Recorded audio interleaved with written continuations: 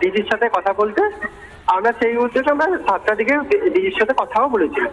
উনি বললেন সবকিছু শুনলেন, আমার যে বক্তব্য আমরা কি দিয়েছি, আমরা চেয়েছি যেন ইনভেস্টিগেশন ভালোভাবে হয় এবং তার নিরপেক্ষ উনি যে আশ্বাসটা দিলেন। এবং শুনতে পেলাম যে 10 জন গ্রেপ্তার হয়েছে। আমি যে করেছিলাম যারা দীর্ঘ এই 8টা বছর ধরে যারা বিনা বাধায় বিনা এতে ঘুরে বুক ফুলিয়ে ঘুরে বেরিয়েছে তাকে অ্যারেস্ট হয়েছে।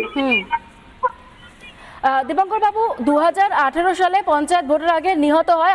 আমরা তোমার সঙ্গে কথা বলবো, তবে টেলিফোন লাইনে রয়েছেন আমাদের সঙ্গে Mayukh Ranjan Ghosh, deputy executive editor. সত্যি আমরা দেখেছি, আমরা যারা সংবাদ মাধ্যমে রয়েছে, রিপাবলিক বাংলায় যারা রয়েছে, তারা তোমার লড়াই প্রতি মুহূর্তে দেখেছিলাম। 8 বছর হন্যে হয়ে ঘুরেছো, কি বলবে আজকে?